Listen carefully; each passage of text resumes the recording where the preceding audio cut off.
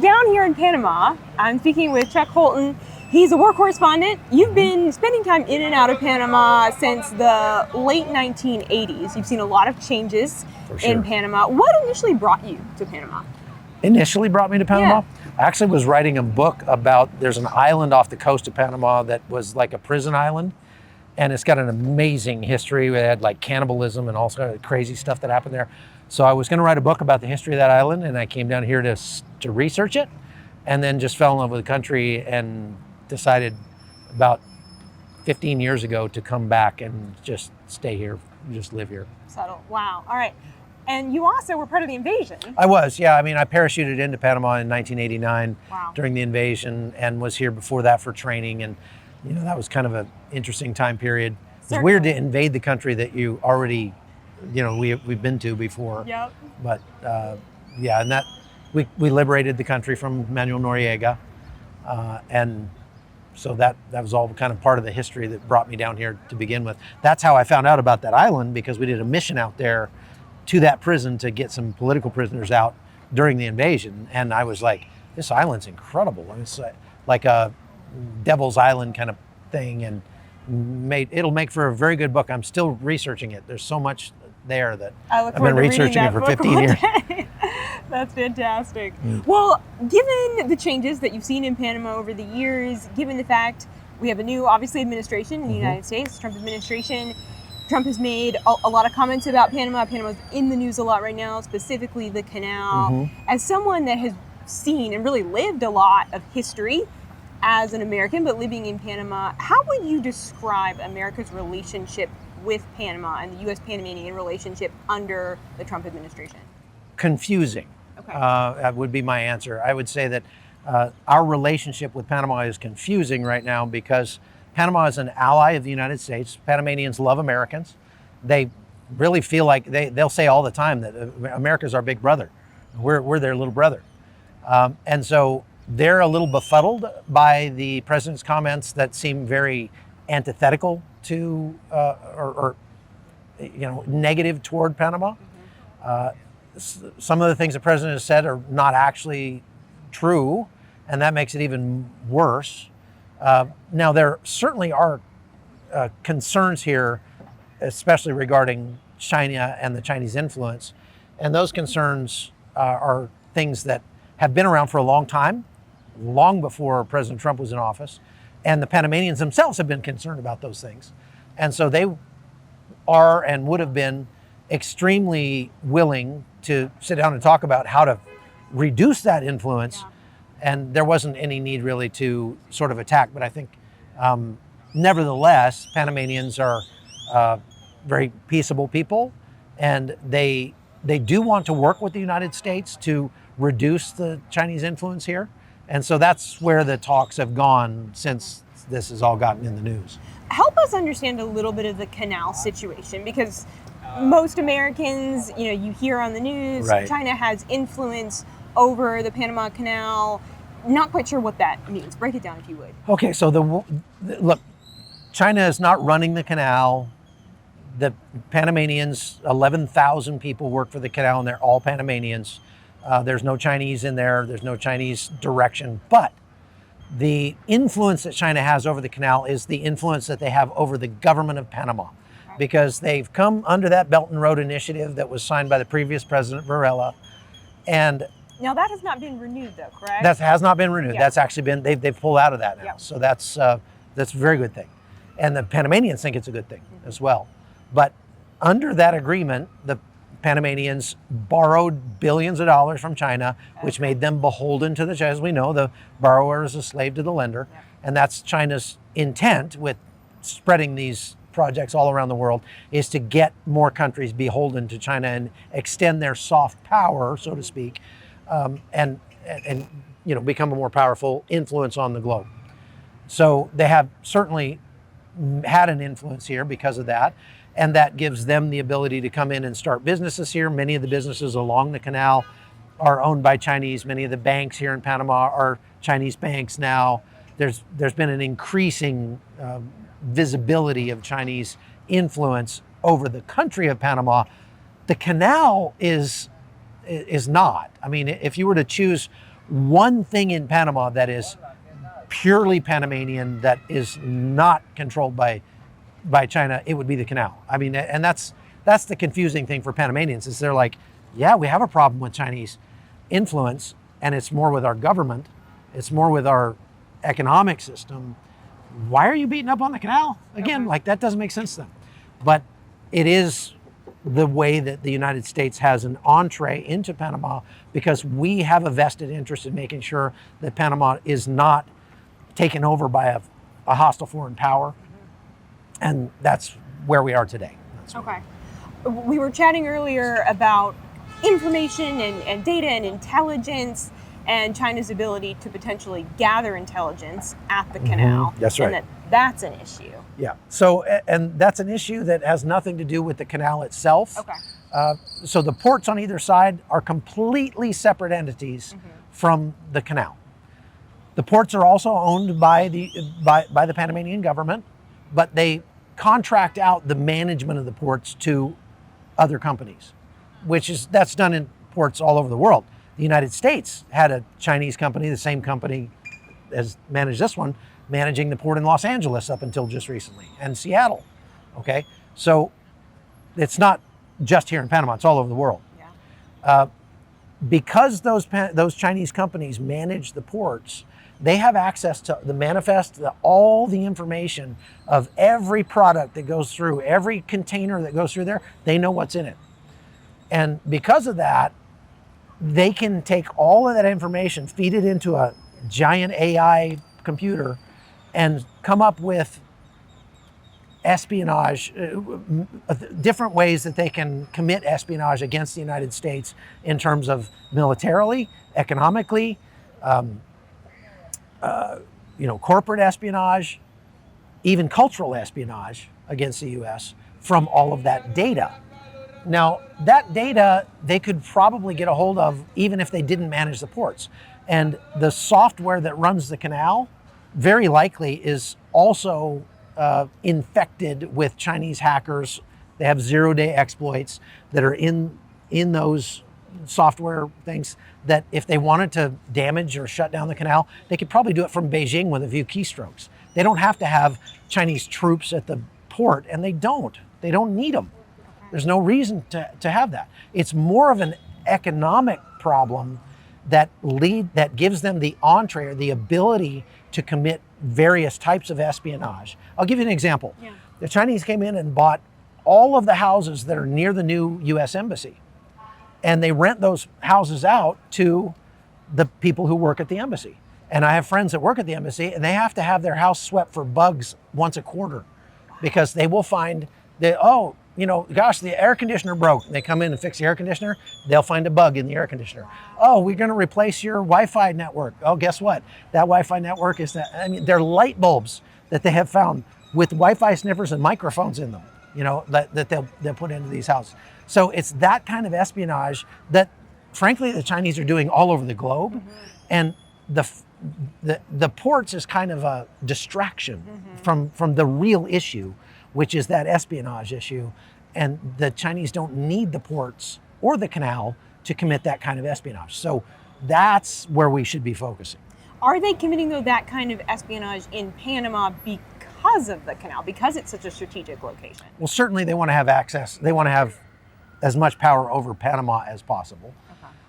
Okay. If there was a conflict, and everybody sort of expects that there will be with China in the next several years, anything that they could do that would complicate the U.S. Navy's ability to move troops and products, supplies or whatever, into or out of the war zone, obviously that's a strategic issue for the United States. And so, yes, it's important to them. Yes, it should be important to us.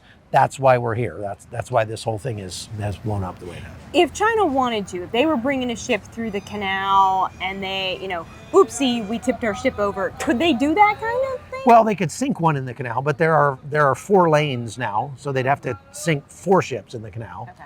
And that would be the kind of thing that could be most likely fixed within a day or two. Okay. Like, it wouldn't make that big of a... It wouldn't disable the canal. No, but if they scrambled the software, that is used to open and close the locks or something like that, now you got a bigger problem, right?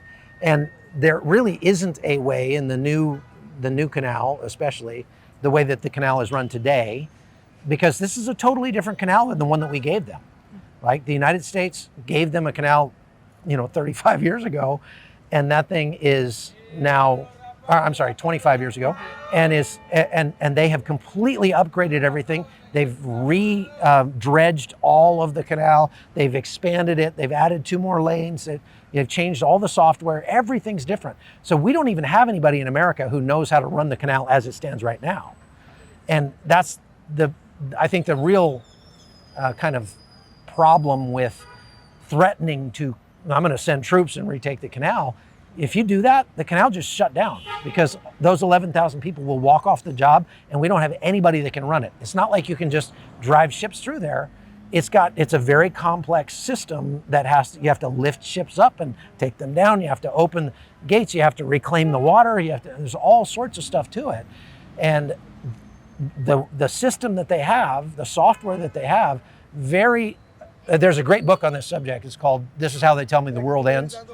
And it's very, very likely that China already has the ability. They're already inside that system, and they would have the ability to scramble it.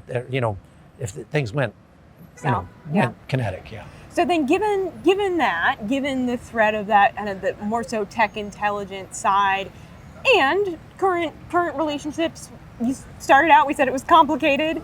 So what is the path forward? If you were sitting down with President Trump and saying, hey, these are some steps we should take, given our relationship with Panama, given China's interest here? Well, you catch more flies with honey than you do with vinegar.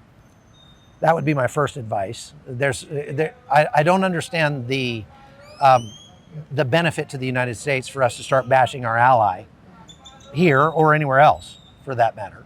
So if we sent Marco Rubio down here and said, you got a problem with the Chinese influence, we want to fix that, the Panamanians would be like, absolutely, let's fix it. Great, fantastic. How are you going to help us, right? If we said we want to have more foreign direct investment in Panama and we want to have a better business relationship, the Panamanians are all for that. They're going to love that. And indeed, if there was an issue, like we think that in today's environment, the threat to the canal is more than you can handle as a country that doesn't have a military. Panama doesn't have an army. Really? None? No military, none. That's part of the treaty that we made with them, is that they would get rid of their military completely and we would act as their military in the case of a threat against the canal. So if we could make a case to Panama that in today's environment, with terror being the way it is, it's eminently possible that a foreign entity, it wouldn't have to be a government even, could be Hezbollah. Hezbollah is huge in Venezuela. They could be a problem here. So we think that you need more security there, and we're willing to come and help with that. That might be a tough sell to the Panamanians who still remember the invasion. I mean, right, we're here where we're standing. I was here during the invasion, and it was like the whole neighborhood off to our north and our north from here was on fire. That wasn't our doing necessarily. It was more collateral damage and stuff. But the Panamanians, at least in their narrative of the invasion, is that it was a lot of Panamanians suffered and died needlessly because of the American invasion. Now, I was here. That wasn't the case. I watched American troops shielding Panamanians with their bodies as Panamanian PDF forces fired at people who were fleeing. Okay, I saw that happen. And I saw, of course, the neighborhoods that were old World War II wooden canal zone, houses, a lot of those caught fire and burned down. It was a accident waiting to happen. And you start firing hellfires into the Comandancia, which is just right a few blocks from where we're standing, that was the military headquarters in Panama. Any sparks fly and everything catches fire, right? So that was a huge problem, but the United States paid to rebuild it. So the homes that are there now were built by the United States. So we have a long history of being a blessing to Panama. I don't see why we need to change that now. That should be the question: is how can we come and have a win-win situation with Panama and the United States? And there certainly is a path forward for that. Absolutely. I want to take a second to talk about another issue that you know very, very well, and that is border and immigration, specifically through the Darien Gap. Yeah. The Darien Gap, 60-mile rainforest jungle that connects Colombia to Panama. For migrants walking through, you got to go through there if you're not going to take a plane. There have been a lot of conversations about China, its role in the Darien Gap, and the talk is China building a road, a bridge that would run through there. Okay, so I've been to the bridge that they're talking about. No, it's not being built by China. It was a part of the planned expansion of infrastructure into the Darien that crosses the Chuconaco River. I've been there, I've seen it, I've talked to the foreman who's building it. He's like, no, this is a $6 million bridge funded by Panama. Okay. Now, you could make the case that money is fungible. And so if China is giving $5.5 billion, not giving, but lending $5.5 billion to Panama, that they then would have the $6 million they need to build that bridge. The thing is, if you look at the map, that bridge is not in the place where you would want a bridge if you were going to actually build a road through the Darien Gap. Okay. And there's a couple things. Number one, the Darien Gap is some of the most extreme topography on planet Earth. And it is, there's a swamp the size of Delaware in there, right? And mountains that are several thousand feet high, that are straight up and down. It's like climbing a ladder made of mud. I've been in there. And to build a road through there would be stratospherically expensive, and it would just make easier the importation of drugs and viruses. Okay, so the United States has a program that's been working in the Darien Gap for 30 years to salt. They fly over with an airplane and they drop tons of screwworms out the back over the Darien Gap, and these screwworms have been hit with radiation, so they can't reproduce.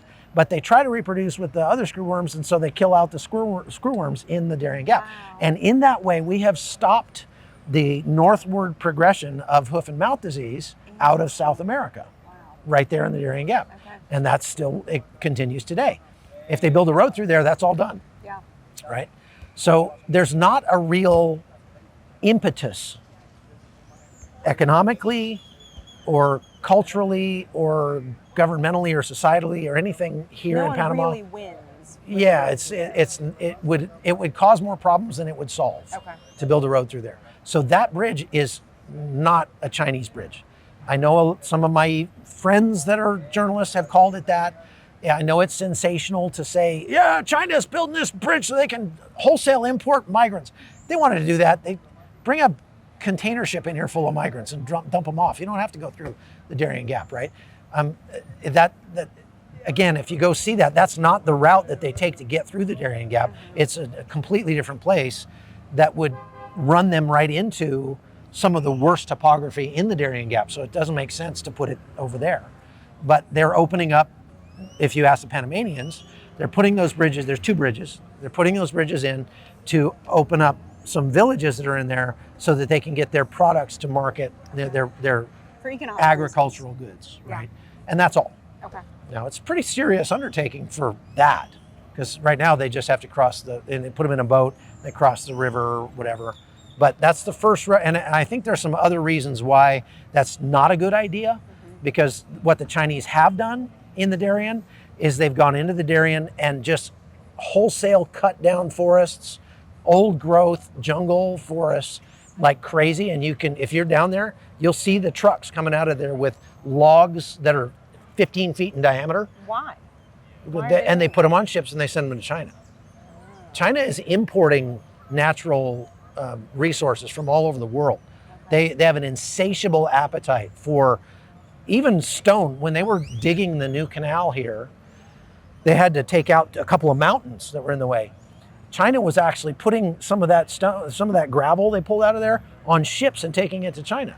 Dirt, buying dirt. Yeah, they were going around Panama, and even they still do this, collect up any metal, rusty metal, or metal that's getting thrown away, Yeah. and they collect it up and they put it on ships and they send it to China. In the case of logs, whatever, bamboo, whatever's there. It's logs, big logs, Okay, big big jungle logs. What are they doing with that in China? Do we know? Well, I don't know. They're using it building building material? it for building materials and stuff. Yeah, Interesting. yeah. But I mean, we're talking about old growth forests, and that raping of the environment down there is probably a much bigger problem than even the immigration, at least in terms of China. Are they doing that legally? Do they have permits from Panama to haul that stuff out? They are. Okay. For the most part, it's being done legally. Yeah. There's That's some illegal, but it's being done with. I mean, Panama knows it's being done. Yeah. And Panama has a lot of places that they're growing teak, which is one of the few places on Earth where you can really do that well here. Okay. And teak is a very valuable wood, and so but that's not the big stuff they're taking out. The teak, if it gets this big, that's like a 70-year-old tree. Wow. Right? Where a 70-year-old tree in the jungle might be, 6, 8, 10 feet in diameter or something like that. So, in regards to migration through the Darien Gap, what are we seeing now that Trump is in office through that gap? So as soon as Trump took office and closed the border, the number of people coming through the Darien Gap went to almost zero. Right now we're seeing maybe 15 people a day. When if you went down there a year ago, it was 5,000 people a day coming through. I mean, it was an absolute unbroken conga line of people from all over the world, not just South America, most of it was Venezuelans, Cubans, and Haitians, but you had people from Iran, Afghanistan, Syria, lots of Chinese coming through at that time. Mm-hmm. And so that all stopped when President Trump closed the border. And Molino actually got elected on a platform of, I will close the Darien Gap. It's not difficult to do. It just takes force of will. And the previous president actually closed the Darien Gap during the outbreak in 2021 because he just said, if you come through the Darien Gap during COVID, you will stay in the Darien Gap in a camp down there until the entire pandemic is over. And nobody wanted to stay in the jungle. I mean, hey, you're going to live in the jungle for the next year and a half. Like, no, thank you. You're right. So they just quit coming, right? And that's all it would have taken, is just for them to say, if you come into Panama illegally through the Darien Gap, you will stay in a camp in the jungle for at least a year. And if you bring a child with you, because a lot of people were dragging, I'm talking breastfed babies through the jungle. They were dying in there like crazy. I've seen them, okay? If you bring a child with you, we consider that to be child abuse, and you will go to jail and the kid will be put up for adoption, that kind of thing. If they would have done that, would have ended it. What Molino did is he went down there and said, it's over, it's closed. If you come through, we're going to deport you directly from Panama back to your home country. That didn't quite work so well because they were relying on Mayorkas still to pay for the flights, and that didn't work too well. But also, a lot of the people that are coming through here came from what we call recalcitrant countries that, these countries won't take their people back. So you can't deport them like back to China or whatever. Sure. Now, President Trump, by force of will, has told those recalcitrant countries, it's going to go really, really bad for you if you don't take your people back. And they've all said, okay, we'll take them back, right? So there's very few of those countries left now. And we are not only helping Panama deport people directly from Panama to their home country, but we're deporting people from the United States to Panama and then letting Panama deal with them as a part of our agreement, that's part of the sort of agreement that Marco Rubio made with the president here as part to placate the United States somewhat. And that has been difficult for Panama because they have these huge camps out in the jungle that are empty now. And so they got this great idea that, okay, if the United States sends people down here, we'll send them out to those camps. Well, then lawyers and NGOs and the UN and people all got involved and said, oh, that's torture, that's cruel and unusual punishment. I mean, there's a ton of people who lived there their whole lives, but if we're not providing these migrants with air conditioning, then that's a problem, I guess. So Panama was like, fine, let them go. So they just set them free and said, you got 30 days to leave Panama.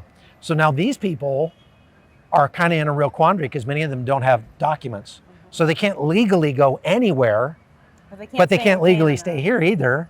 And they're just like, well, what are we supposed to do? And Panama's like, well, we'll fly you back to your home country. But some of them are from, like there's one lady from Iran. She's an Iranian Christian. She's like, if you send me home, they'll kill me.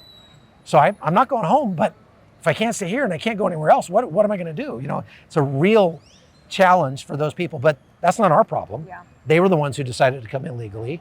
And so they're the ones that are going to have to deal with the fallout of that now. And not only that, but they started out with documents and they got rid of the documents because it would have been easier to get into the United States that way without the documents. You've seen that. Yeah, I've literally picked up documents along the border in Yuma. And anyway, it's fascinating. Chuck, you do so much great work. Thank you. You contract with Newsmax, with CBN. Tell us, how do we keep up with all your work on the border as a war correspondent here in Panama? Google my name. You'll find out way more about me than you ever wanted to know. Trust me. But I was young and I needed the money. Just remember that.